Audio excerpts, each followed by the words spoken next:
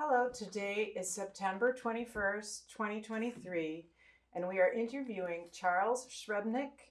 I am Andriette Redmond, the interviewer, and we are in New City, New York, USA, and the language will be English. Hello, can you tell us your name and when you were born and where? Yeah, Charles Srebnick. I was born in Brussels, Belgium, October 31, 1934. And how do you spell your last name? Srebnik. And who was your father? My father's name was Leon. My mother's name was Maria. And where were they born? In Siedlec, Poland. How do you spell that? Siedlecc. And do you know their birthdays? Yes, my father was June 10th, 1930. My mother was May 18th, 1931. Thank you. And did you have any other names when you were growing up? That any other names that you used? During the war, my name was changed to Charles Bontemps, Bonptemps. And your mother did she have the same name? Yes. And where were you born? Brussels, Belgium. And what was your religious identity when you were before the war? Jewish. And were they very religious? No. I mean, we respected the high holidays, yes, but outside of that, very little.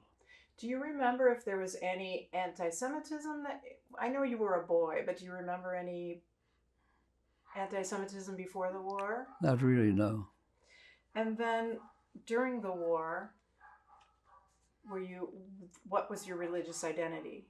Catholic. And how long were you Catholic? From 1940 to 1944. And then after the war, how did you identify? Jewish. And let's see. And what was your first language? French. And you speak English. Are there any other languages that you speak? I understand French and English. That's about all. Yeah. And did you ever learn any Flemish? Not really. I used to understand Flemish, but I don't. Not anymore. And how about Yiddish? Yiddish, I understand. Yes. Did they speak it at home? Yiddish, when they wanted to hide something from me, they did. Yes. Okay. And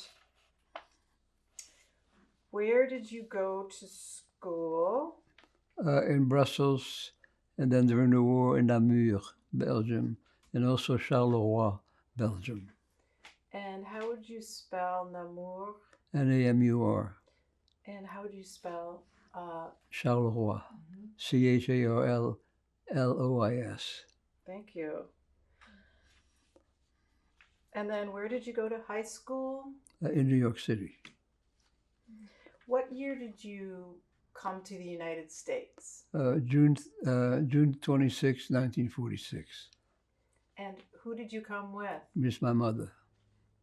Did you have any siblings? No.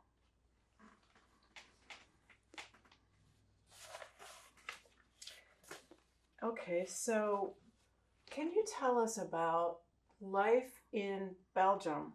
You were young.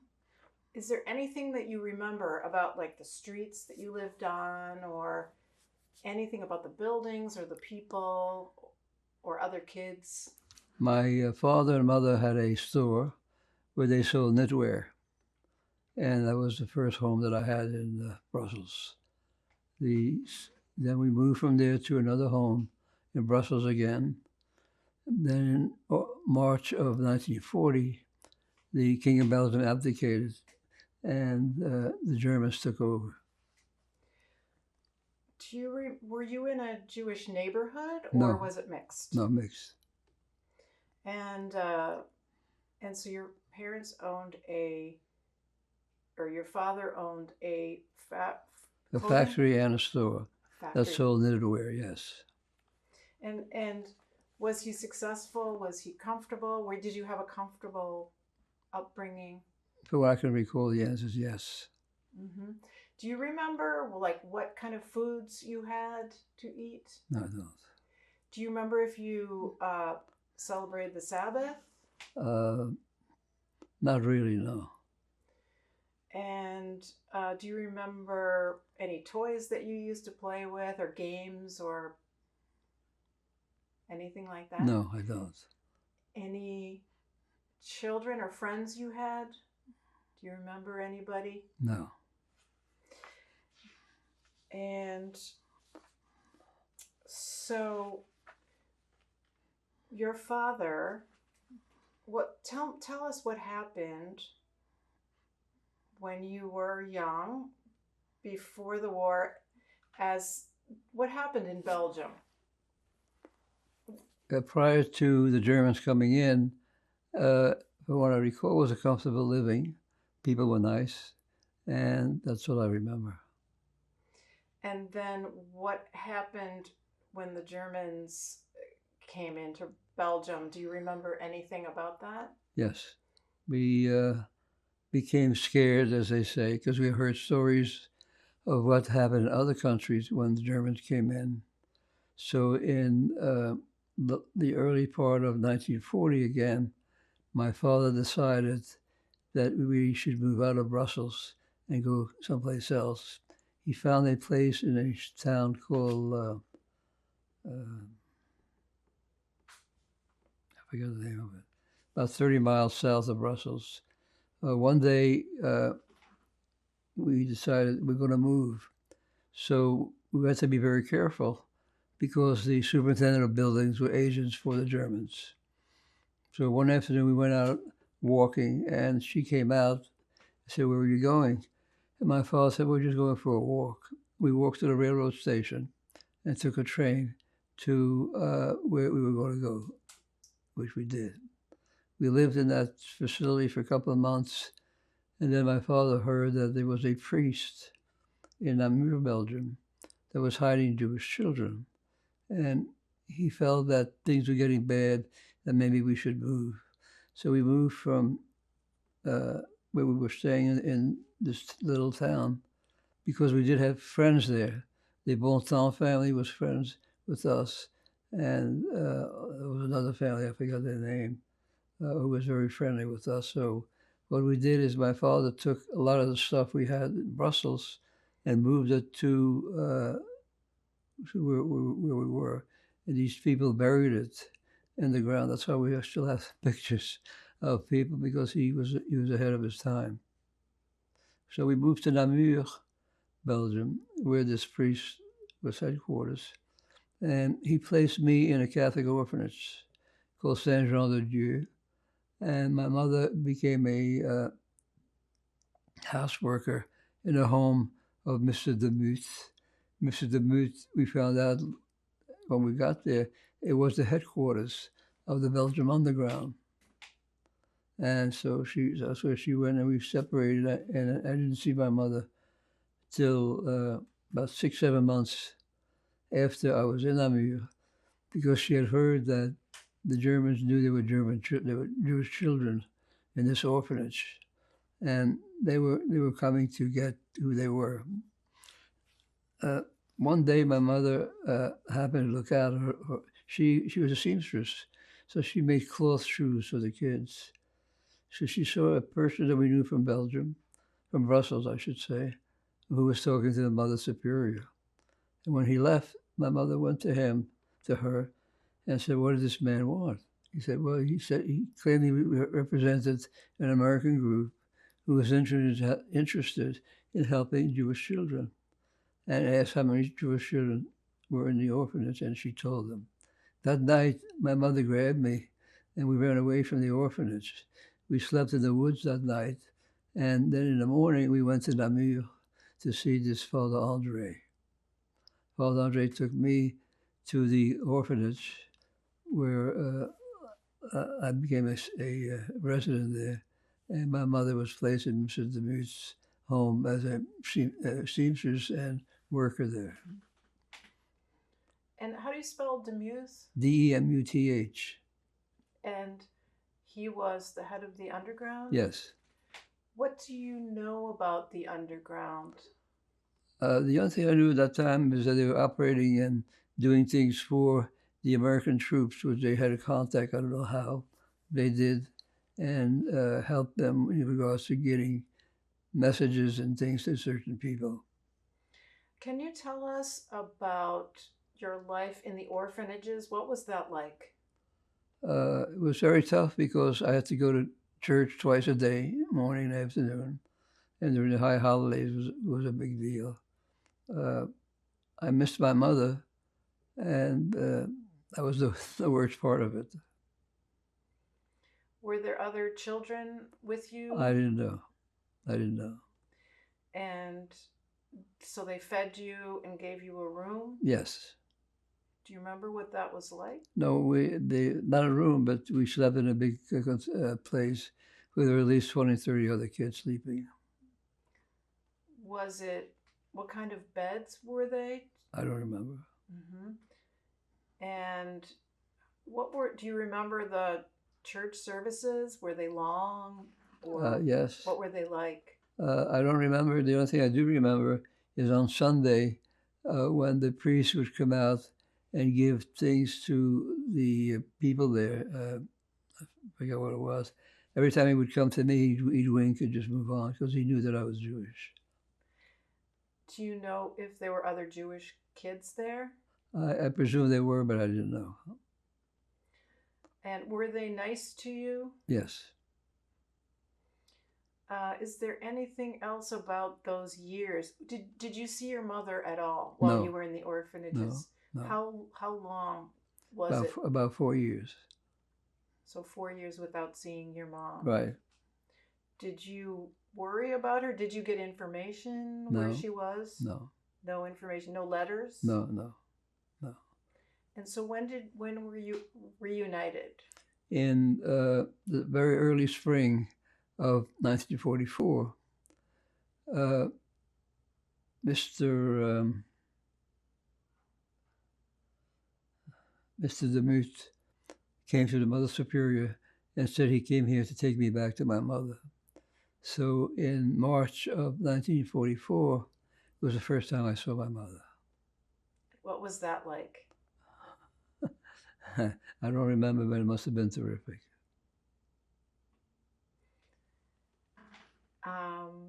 And what was your mother doing at her job there? She was a housekeeper and also a seamstress for them. And what was going on there? They had the activities they were doing, and the reason that my mother was able to take me back there was she made a deal with them that I would be a messenger for them, and since I could ride a bicycle, to deliver messages and do other things like that.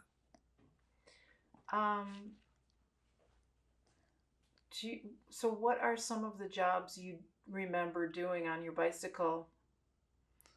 Delivering messages in the form of certain things, like a bottle. I would throw a bottle someplace, things like that. Did you know what was in the bottle? No.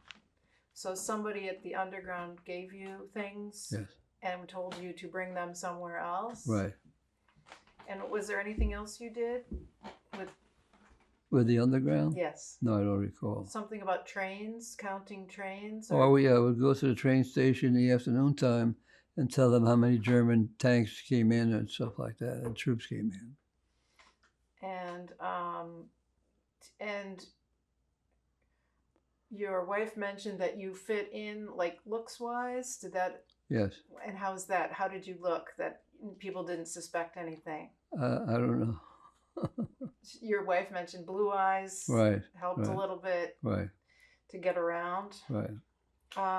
Also, I remember a story about a priest who yelled out. Do you remember that story? A priest who was inebriated and he yelled out, and your family went to check on him. Do you remember that story? No, I know. Okay. And so something about your family helping out a priest who was drowning. Oh yes, yes, yes. One night when we were first moved to from Brussels, uh, my father heard someone yelling, "Help! Help! Osaku! Osaku!" And he was afraid to go out. He thought it was a German trap. So he finally went out and he saw a man drowning in the lake, because there were a lot of lakes around there, and pulled him out. And it was a priest. So we dried his clothes. He slept one night with us. And in the morning he left and he said, "What can I do for you?" And my father said, "Well, you can save my son." So that's how I got to Namur. And did he get you special papers? I don't remember. And what was your father like? What do you remember about your father? His personality? Yeah, very aggressive, very smart, always thinking ahead of time. And what about your mother? What was she like? She was wonderful. In what ways? In regards to looking after me, taking care of me. And what happened to your father? We split in the middle of 1940, and I didn't know anything at all. Except just recently, I got an email from a group of researchers. They found the story of my father. It appears that in 1943, he was in a camp and tried to escape. He escaped, and the Germans shot him in the back. So he didn't get deported to Auschwitz. I think it was in Auschwitz that he escaped, right?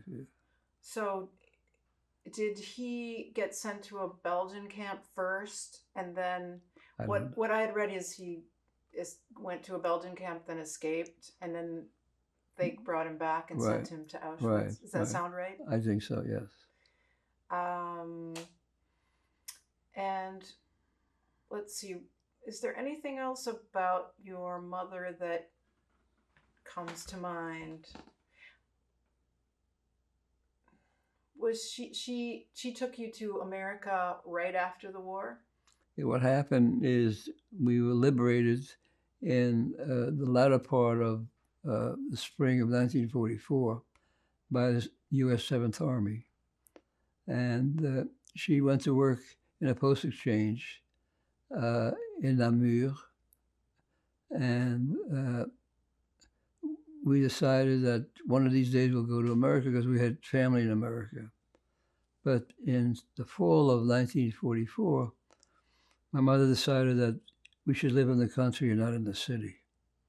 So we moved to a town called Jambes, Belgium.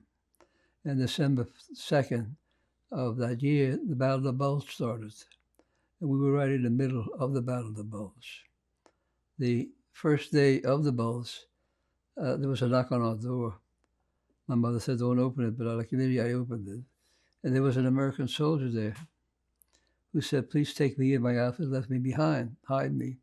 So we hid him for 30 days in our basement until the sun came out in early January 1945, and the Allies were able to start bombing again.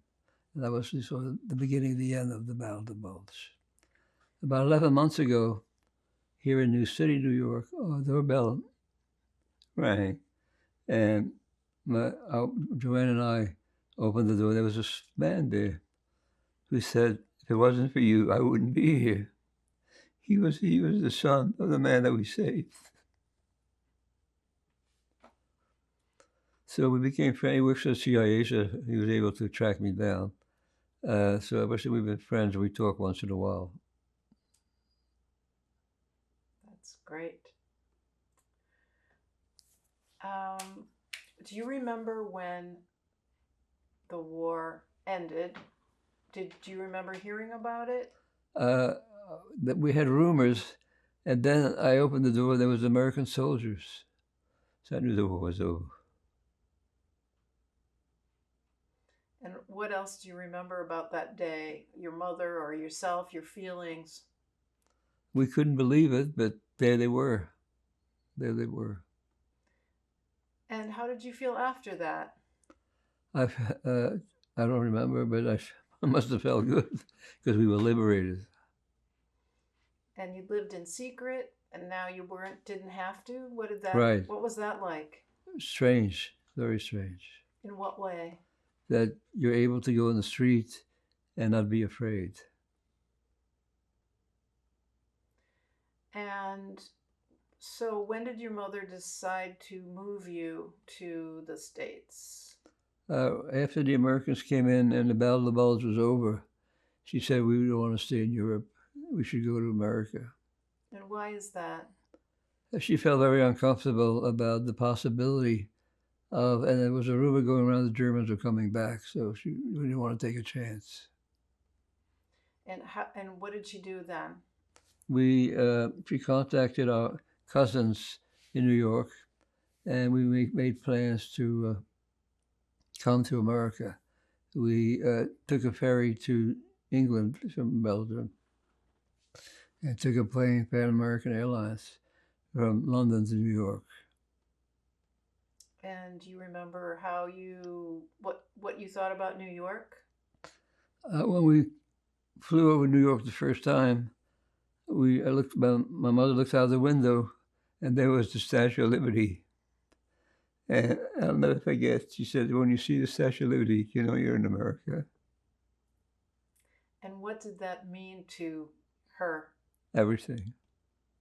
In what sense? In the sense that we could relax a little bit.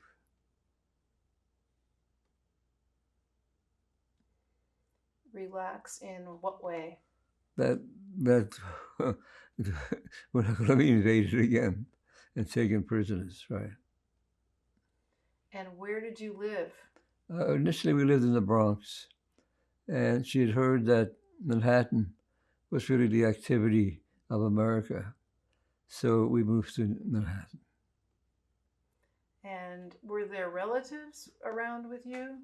Yeah, in the Bronx they were, yes. And what did your mother do then did she work?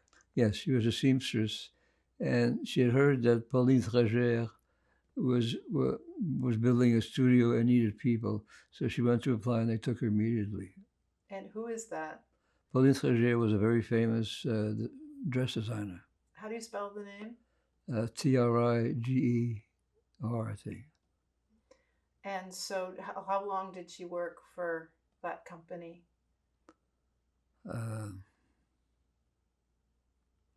It was in the 40s, it was till the early part of 1950. And where did you go to school? In New York City. Did you have a temple, a synagogue that you went to? Yes. Do you remember where it was or the name? Yeah, the temple was in Manhattan on Broadway and 76th Street, West Side Synagogue. And did you go often, or did you have a bar mitzvah? Yes. And where was that? That was in Brussels, yes. Oh, in Brussels. It was in New York City. At that same synagogue? I don't remember. Mm-hmm. No, I think it was the synagogue in the Bronx. I forget the name of the street, yeah. And did you have friends? Do you remember your friends or your schooling in New York City? No, I don't. And did you hang out with a mix of people or mostly just Jewish community? No, the majority of non-Jewish. No. The school that I went to, the high school I went to was 90% Black Americans. A school called Harran High School, which was terrific because they gave me an avenue to live, and that was jazz. And how did that happen? Everybody would be in jazz. Also on Monday morning in the high school, we have attendance.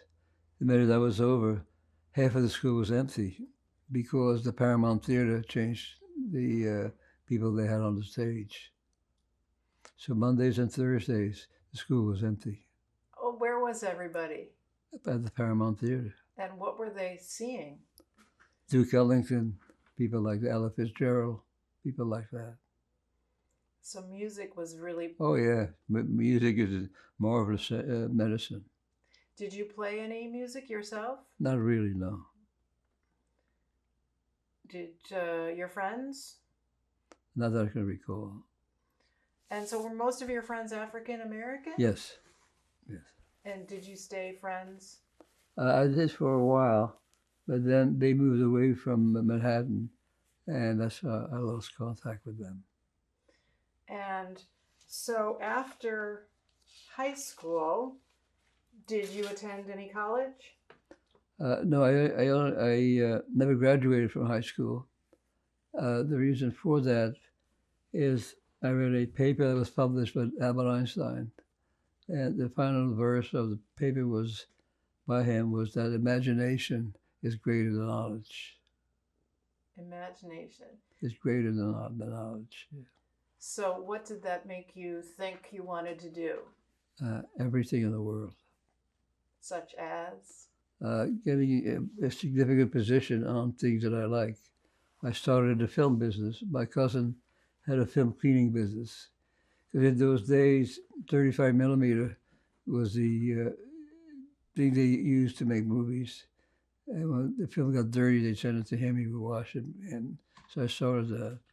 Then I heard that Columbia Pictures was starting a television division called Screen Gems.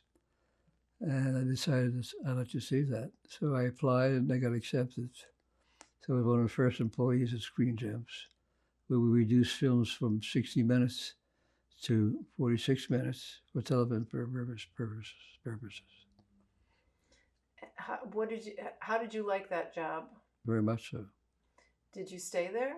No, the reason I didn't stay there is there was a position available at Columbia. I applied for it, but then they gave it to one of their family members. And I decided there's no future there if that happens. So I left them. And I went to work for 20th Century Fox for a while. And I got disenchanted and I moved on to other things. Where was that? In New York City. In New York. Right. And why did you get disenchanted? Too much nepotism there. And what did you see for yourself that you wanted? I really didn't know. Every day was a new day. Every day was a new experience. And what happened after that? I went to work as an assistant to a branch manager of a Wall Street firm called Neuberger Loeb. And I stayed with him for about 6-7 months and then decided that I'd like to be registered and do things at Wall Street. So I took the exam, got passed, and I went to work for a firm called Gordon Brothers, who were very nice people. And after a while, I decided that I should move on to a bigger firm. This was a very small firm. And what kind of work were you doing? Mostly in the corporate finance department.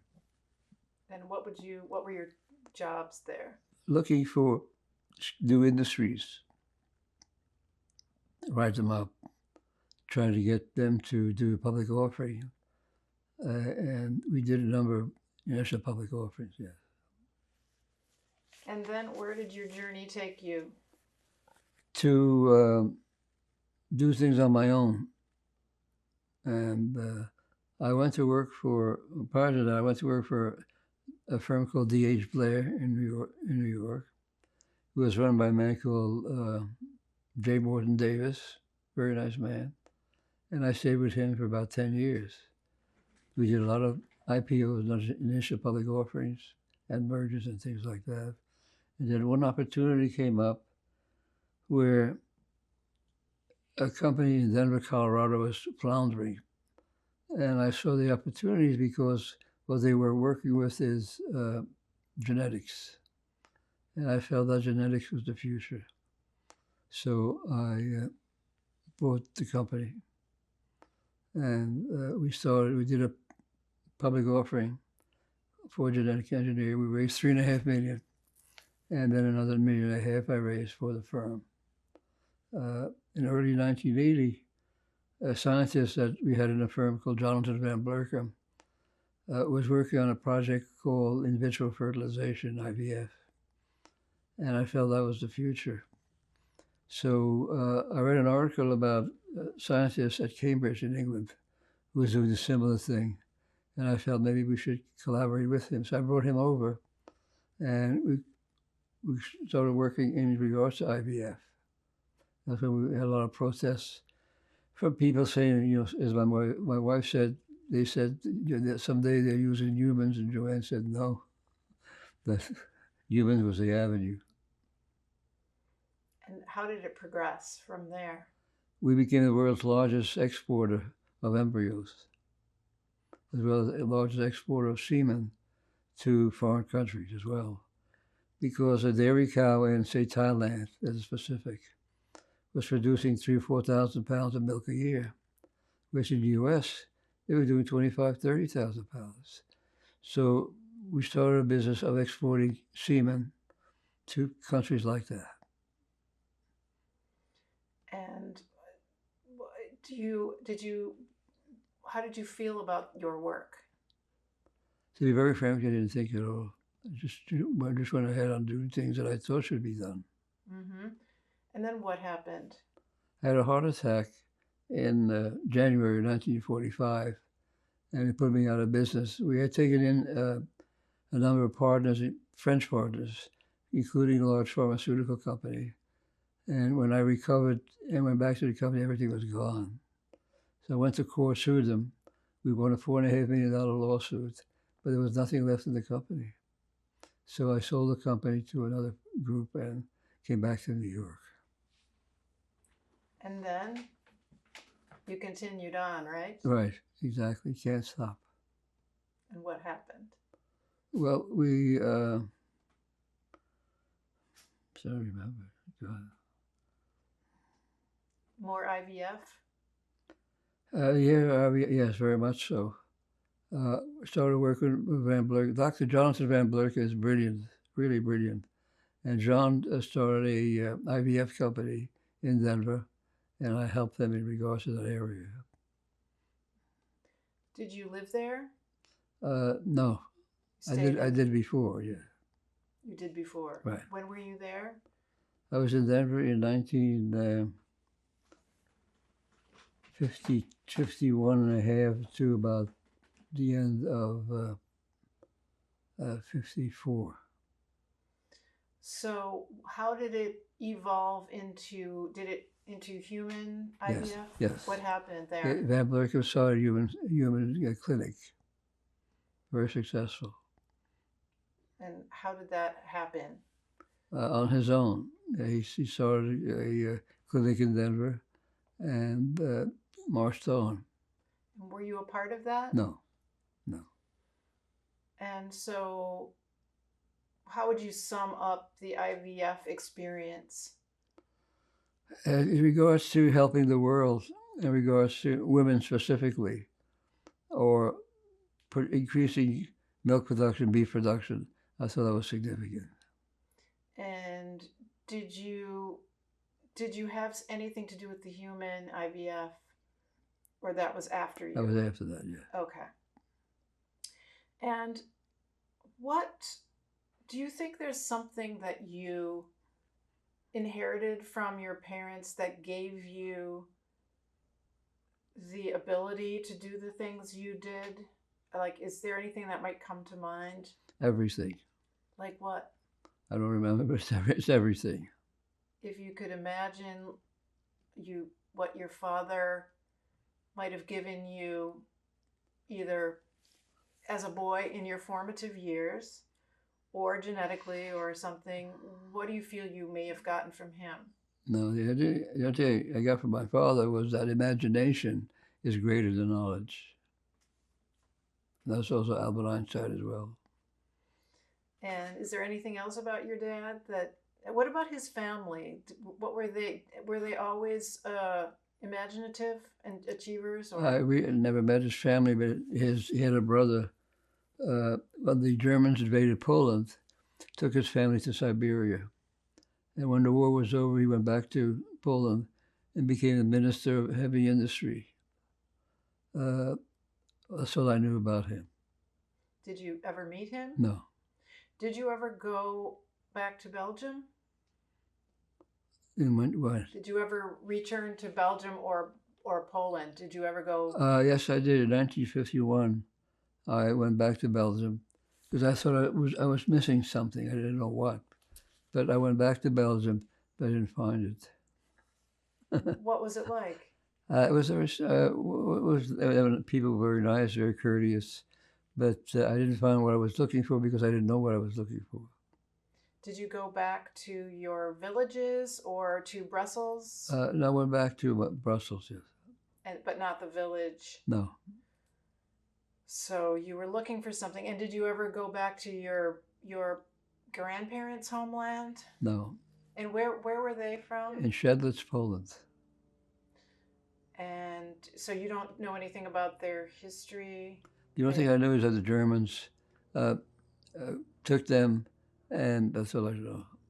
And do you have any relatives that you got to know after? Do you know what happened to your relatives? No, the only relative that I found was my father's brother's son, who lives in Warsaw.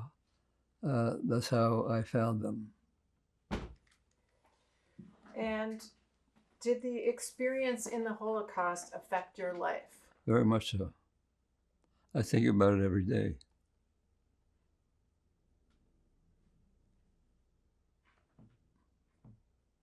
And what goes through your mind? That a horrible thing happened. I miss my father, even though I only knew him for a couple of years. And I miss my family. Family is so important. It's the greatest asset we have is family. Did you have children? Yes. How many kids? I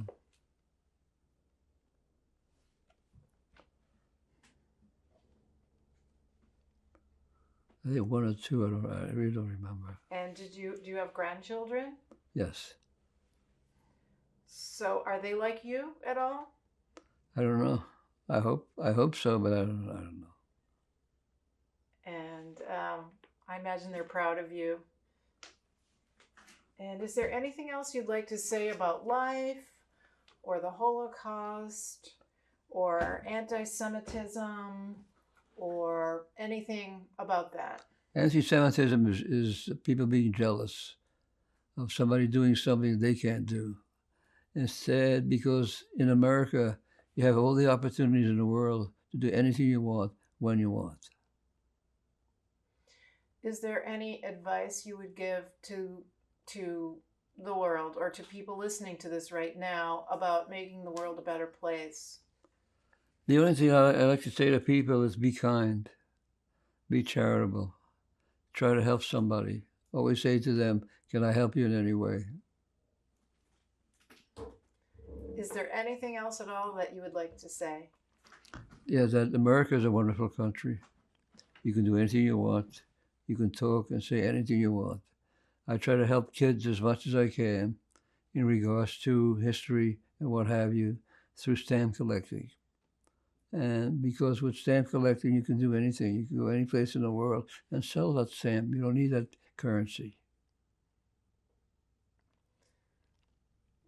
Thank you so much for participating. We appreciate it. That's all? We can take a break right now. Oh. Okay. Taking a break. Okay, we're back from a break. And I want to just hear a little bit more about the fellow who came to the door. About 10 or 11 months ago, our doorbell rang. And my wife and I went to open the door. There was a man there who said, if it wasn't for you, I wouldn't be here. He was the son of the American soldier that we saved during the Battle of the Bulge. And he works for the CIA, I think. And he tracked me down, and that's how I met him. That's great. And how did that make you feel? Pretty good. It's like a miracle. If there's such thing as a miracle, it was a miracle. And your mother, did she work for the U.S. Army? Yes, she worked at Post Exchange for the U.S. Army for a couple of years. And what did she do exactly? I don't know. I don't know. Okay. And what about your societies you belong to? The American Philatelic Society is one that to me is very important because in the early 1880s, when a Jewish merchant had to go to Germany or someplace like that, he didn't have the local currency. He took stamps with him, sold the stamps in that country, and had the currency. So stamps to me are a way of life. People don't realize it. And it's a way for bankers, private bankers, to do things in life. And I collect stamps and I help people collect stamps. Great. And how long were you a banker? About 60 years, should be 50 years. And what other association did you belong to? Numismatic? Uh, American Numismatic Associate, yes. And who are they? As coin collecting. Coin collecting. And what do you like about that?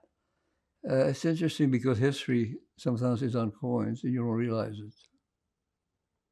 And what does that represent? It's a way of life that took place during times that I wasn't born, and people had a currency to buy things with. And were you in the forces at all? I was a National Guard for 6.5 years. The first 4 years was with the 142nd AAA Battalion, which was part of the 42nd Infantry Division. And the last 2 years was with the 102nd Medical Division of the 42nd Infantry Division. And do you know what years those were, approximately? It was in the 1950s. And what kind of things did you do there? At the AAA Battalion, I ran the division motor pool. And at the 102nd Medical, I ran the division medical thing.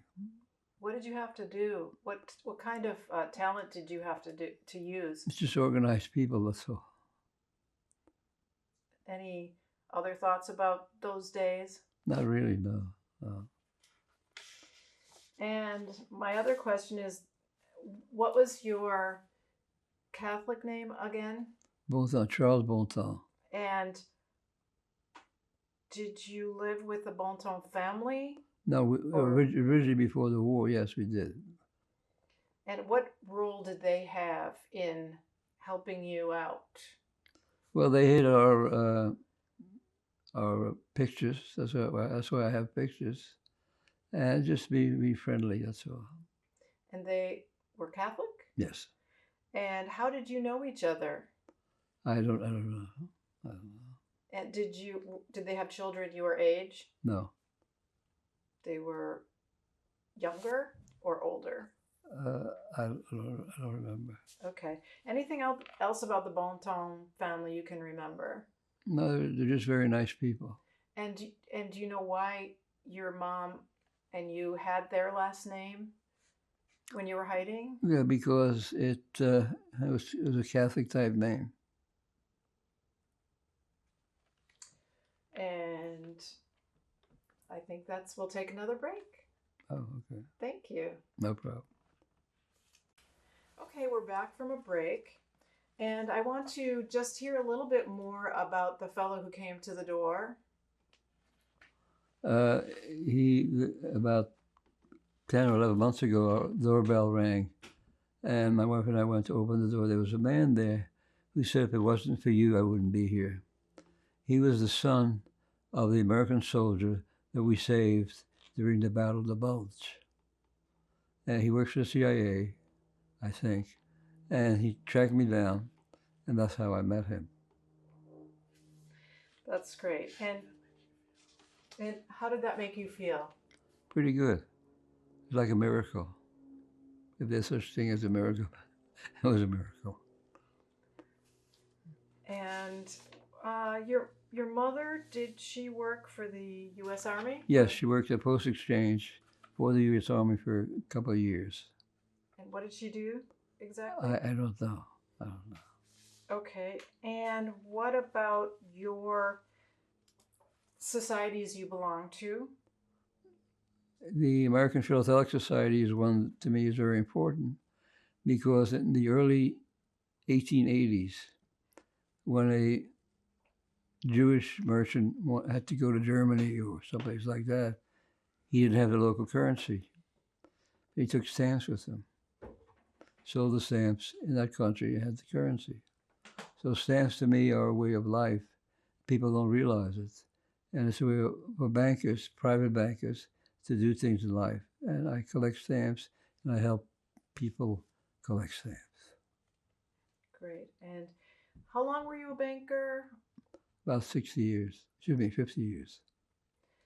And what other association did you belong to? Numismatic? American Numismatic Associate, yes. And who are they? As coin collecting. Coin collecting. Yeah. And what do you like about that? It's interesting because history sometimes is on coins and you don't realize it.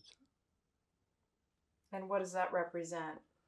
It's a way of life that took place during times that I wasn't born, and people had a currency to buy things with.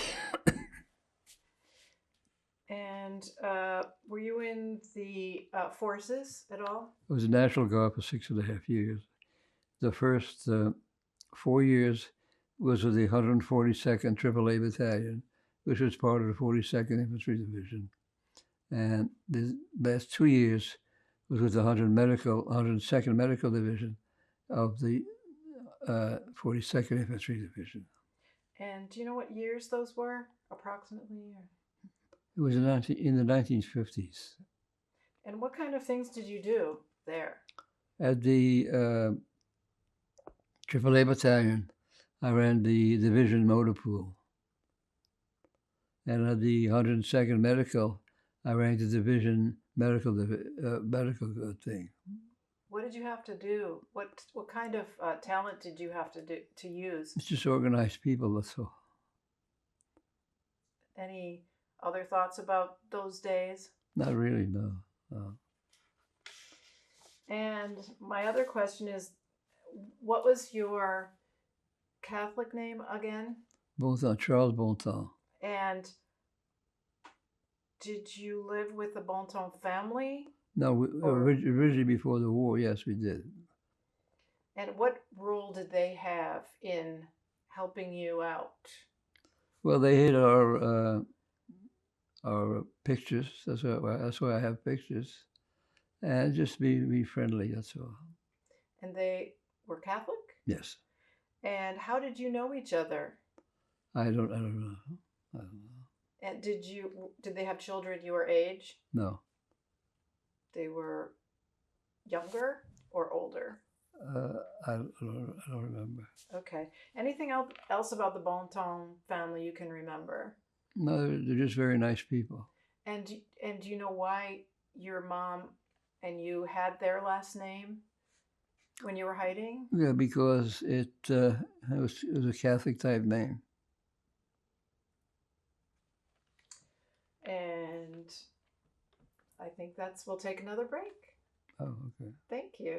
No problem. Hello, and what is your name, and what would you like to say about Charles and your lives together? My name is Joanne Levinson Srebnick. I haven't said that in 60 years. Levinson. We're married. It will be 60 years in February. Living with a Holocaust survivor isn't the easiest thing. He still has to lock every single door. The second I walk in, it's always, Joanne, did you lock the door? No, I got packages. You got packages, lock the door. He's still waiting for them to come and get him and get all of us. That's one thing we live with. The other is he's a bit of a celebrity. When we go places and people know right away he is a survivor, particularly in Jewish communities, people want to know his story for 1 or 2 minutes. That's enough. Once he says a few things, that's enough. But it's the idea that they take a different look at him than most people, and it's sad sometimes too. Um, for example, uh, we watch a lot of news, and we were watching CNN, the war in Ukraine, and to Charles, that's what it was like in Belgium with the bombing and so forth. And he talks about that, which upsets us. And guess who our savior has been? The New York Yankees.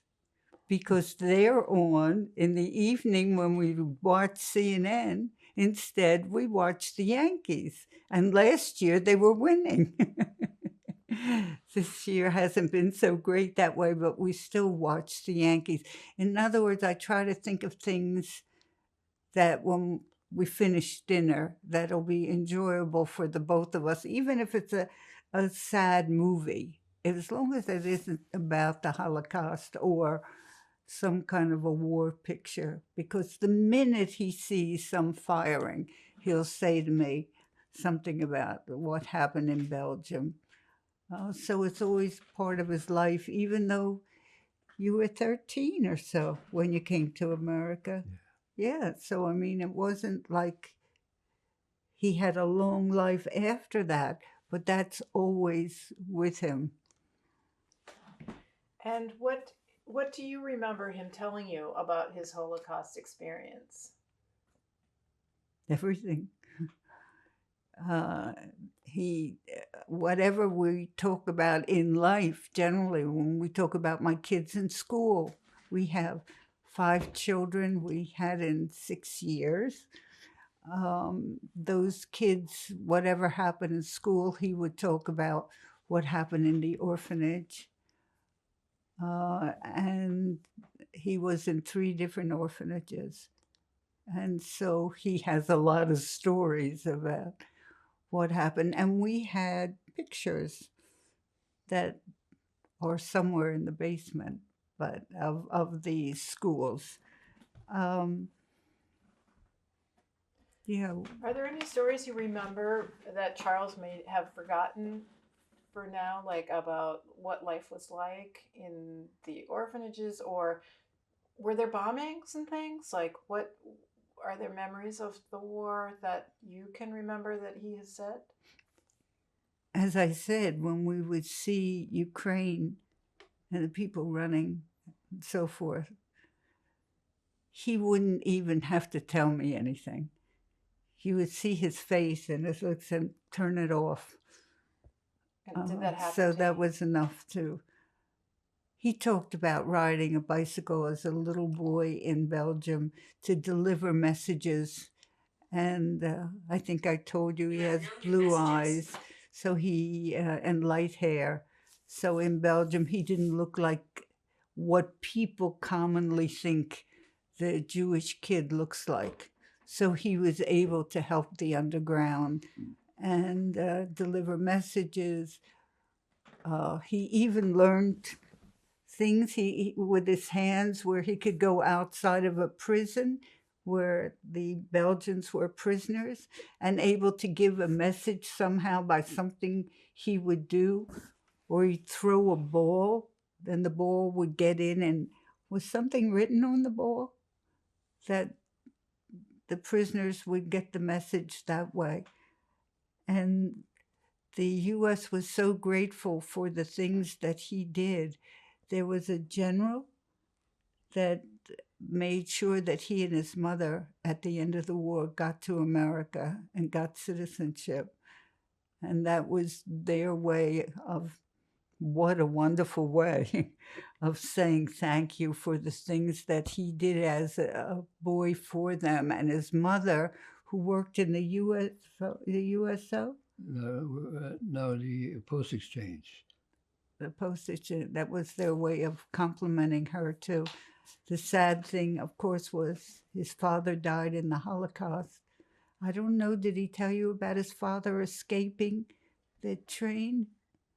When they first caught his father, put him on a train and took him, and before they put him on a train, they took him to, Yeah, Convoy 20 was blown up by the underground, and a lot of people escaped. My father tried to escape, but he got caught. So they put him back on 21, and that's when he went to. That's the last time I knew about him. we recently got a letter or something from some foundation Right. showing what day and so forth he died, and because he never knew anything like that, nor did his mother. His mother went years. His mother was beautiful, also blue eyes, and I'm sure that had a lot to do with saving her. But when she came to this country, she had it very difficult too. She kept thinking that her husband had survived and that he would come. So she wouldn't marry anyone, even though she would go out, because he's gonna come. We're gonna find him. And when years went by and no one found him, then she began to think, well, he lost his memory. We know the way they tortured the people over there. They must have tortured him in Auschwitz, but he'll find his way back. And of course, that never happened. So I guess part of what kept her alive was the thinking that he would return one day. And I think for a while he must have believed it too. But as he had his own family, he wasn't looking for his father anymore. Was there a story about her bringing food to a cottage, thinking he might return?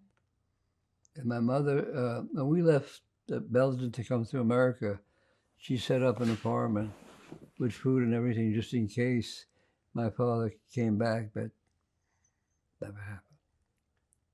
And she never remarried? No, she also went out with different men, sort of in the beginning, because once we got married, I never saw anybody with her. But she was a beautiful woman, beautiful.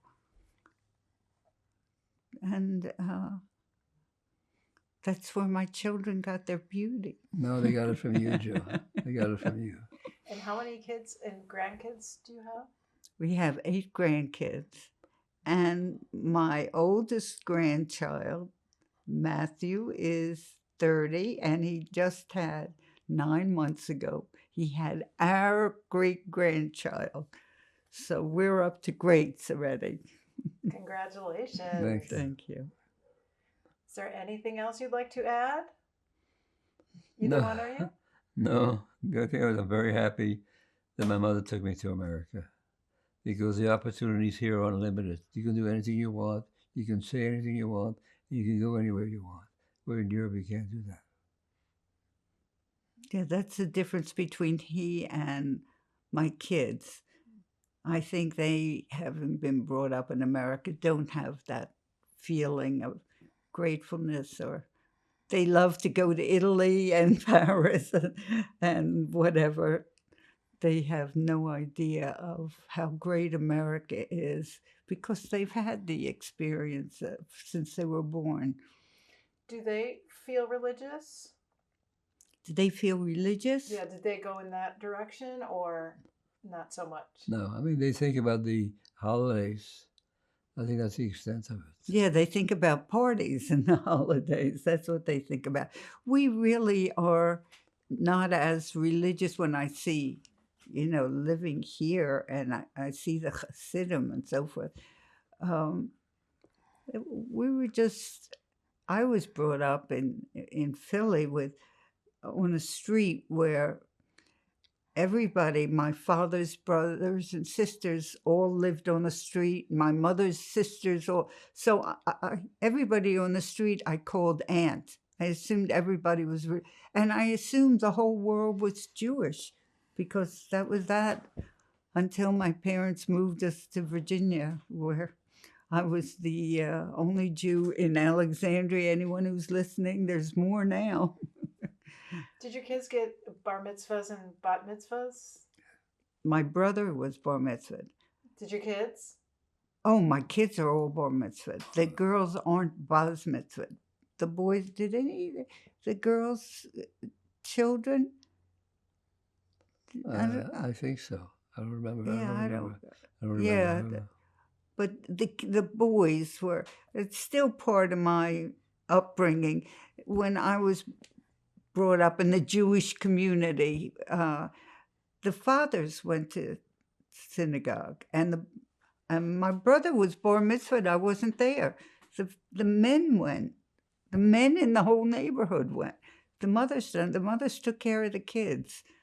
And Now how did we're you? talking about how long ago that was. We met when her aunt from Belgium came to New York, and we all met at a motel. And then when I walked into the room, there was the son in back of a beautiful woman, and I said, "Wow." And then we went to what restaurant? Oh, The Italian restaurant yeah. in New Okay. York. Yeah, I New know. York's most famous Italian restaurant. We both can't remember. But I met him because it turns out I had an aunt in Belgium that I never knew. She came to America and stayed with her girlfriend, his mother, and she then looked for all of her relatives, my brother and all my aunts and uncles that were in New York. Not all of them were, but some came in from Philly to meet her. And we all went to the famous Italian restaurant that we can't say. We can't remember the name. I read that you guys were into DNA, or are interested in I was. reaching people through I was. DNA. What is that? In 1980, when we first started the IVF business in Denver, Colorado, that's how it started. And did you look to find relatives through DNA recently, or have you heard about a group No. that does that? No. No, I have online the Heritage Foundation, and they give me an awful lot from Great Britain. My father was born in England, and so there seems to be a lot of family that I know nothing about. And after a while, you stop looking because it's your removed fifth cousin removed from an aunt and this and this. And I lost interest. I feel bad about it. But when I first got it, I was thrilled. I was going to find family. As they say, the people that they find for you are people who live in China. Or they live someplace far away, or even if they're nearby, as I say, they're your second cousin's wife's brother, something like that. Is there anything you'd like to say in addition?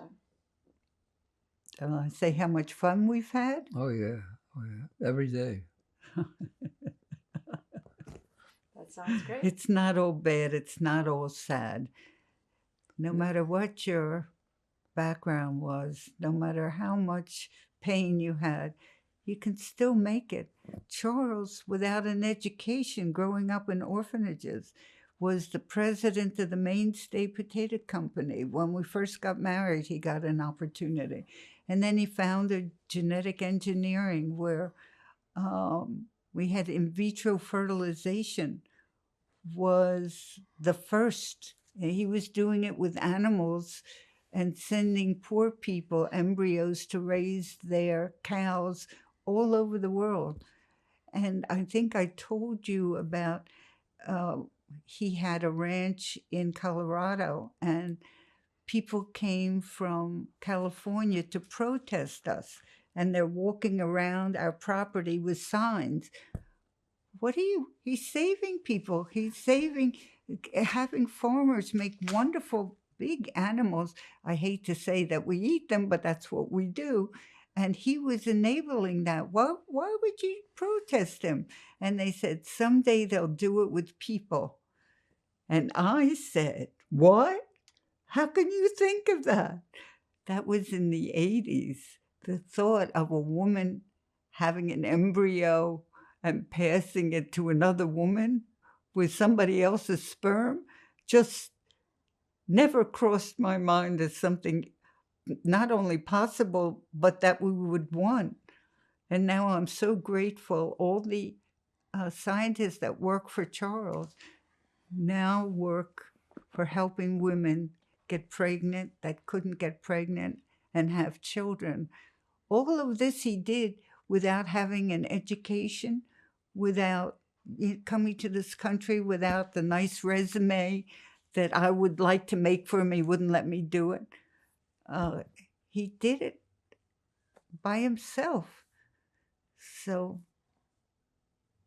it shows that if you have it in you, it also doesn't matter what school you go to. And I say this to the kids who feel so bad they didn't make it to Harvard or whatever.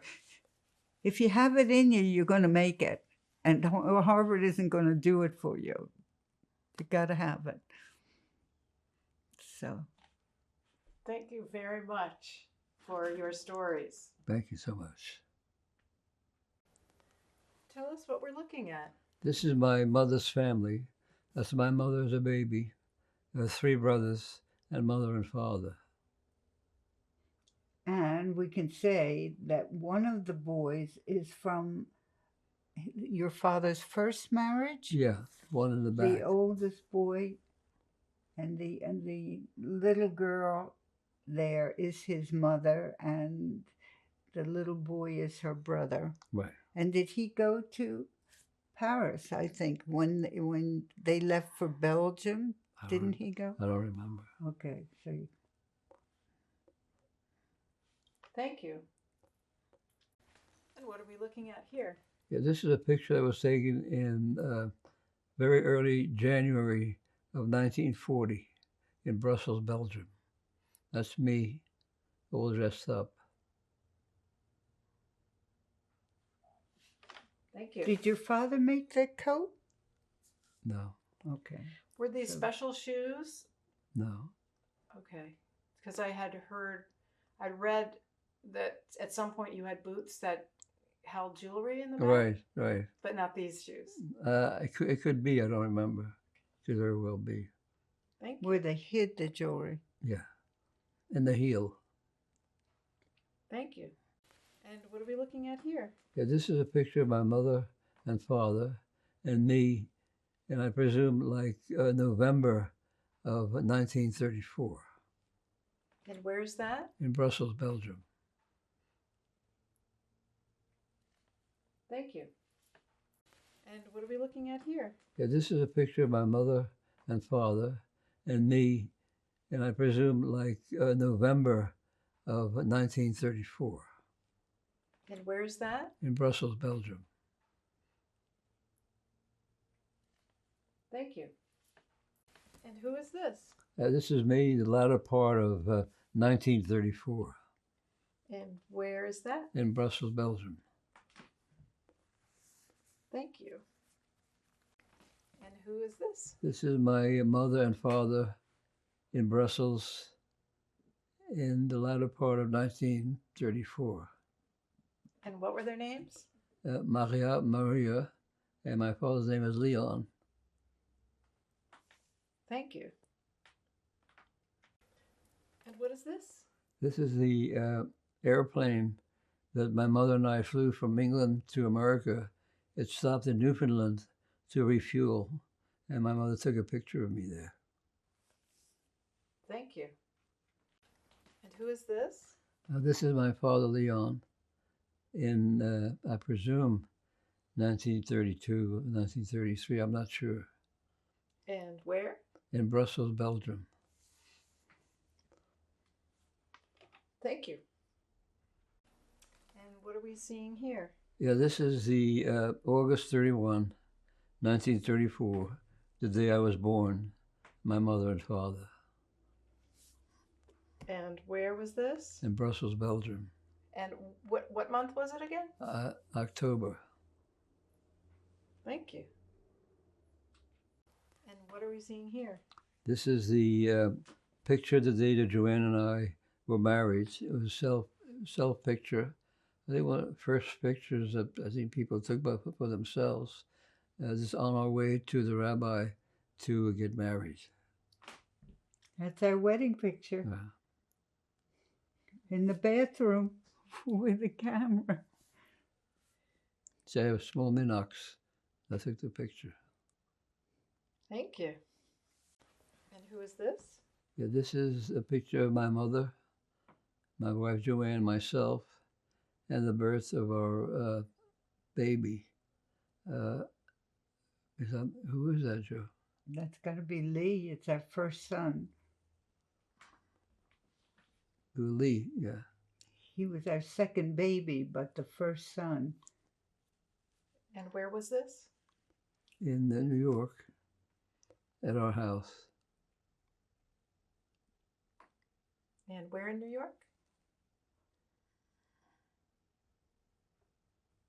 No, that's where we had a bris.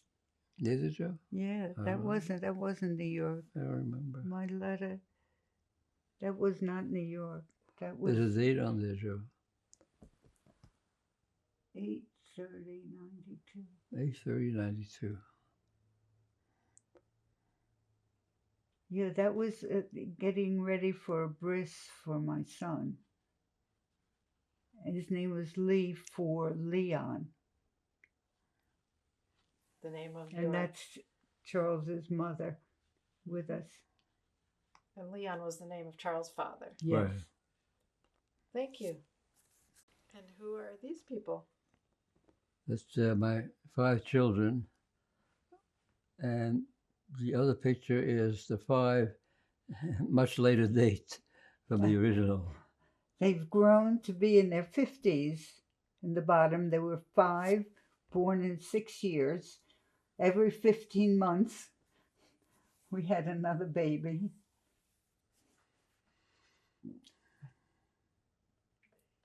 Great. Thank you very much. Oh, and what is this? This is a picture of my mother and father celebrating their marriage. Thank you. And who do we have here? We have our, All our grandchildren when they were kids. all 8 of our grandchildren.